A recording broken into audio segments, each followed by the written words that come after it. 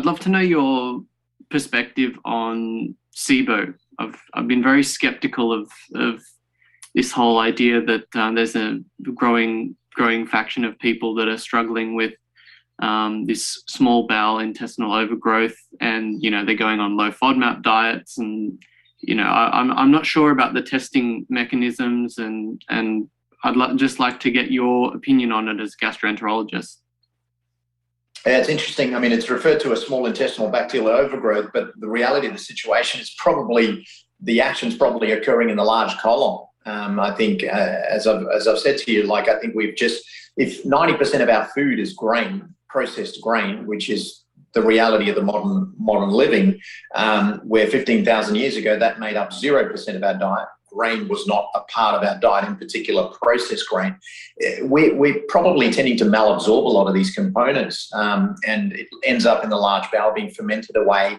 And I think over time you just start selecting for bacterial species that are problematic. Now, very rarely is it an issue if your food is non-processed, but I'd say probably 80% of our food is now in the modern world processed, heavily processed. So I think over time your microbiome just shifts, and I think a lot of the issues is happening downstream in the large bowel. But people like to isolate things and categorize things. But really, if your large intestine and your microbiome there is not working well, you'll start seeing alterations even in your oral microbiome. So, people tend to think bad breath and halitosis and is related to oral hygiene. No, a lot of it is related to your microbiome. So an alteration in your colonic microbiome will alter your small intestinal microbiome, which in turn will alter your esophageal microbiome and also your oral microbiome. Very little exists in the stomach, of course. There's only a few bacterial species that can exist there, such as Helicobacter pylori. So the stomach doesn't carry a microbiome, so to speak, because of the acidic environment, but then we're using proton pump inhibitors. So perhaps there's overgrowth within the stomach. It's just a mess, really, Cameron. I think we are a primate that thrived on nutrient density. We were hunter-gatherers. Where animal protein in particular was prioritized.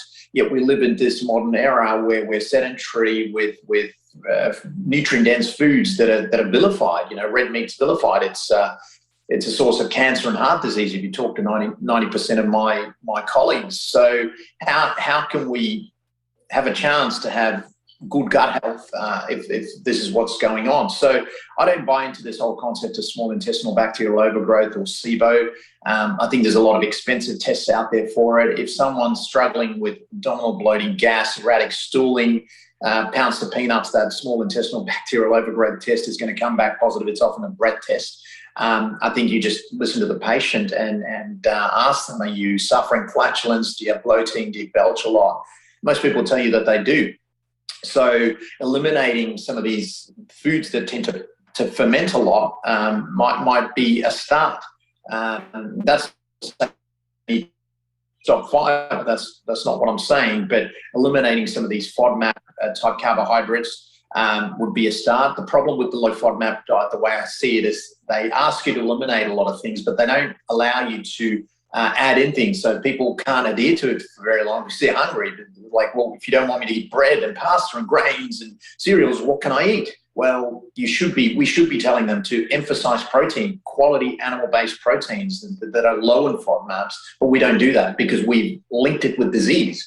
We've said this stuff causes disease. So it's a catch-22 situation, a vicious cycle from which patients cannot leave, hence adherence is low. So they just go back to eating the way they do, and the cycle of disease continues, and patients often just learn to live with it and just label their bowels as being irritable, which is the concept of irritable bowel syndrome, which I think 99.5% of it is probably caused by diet. It's modern living.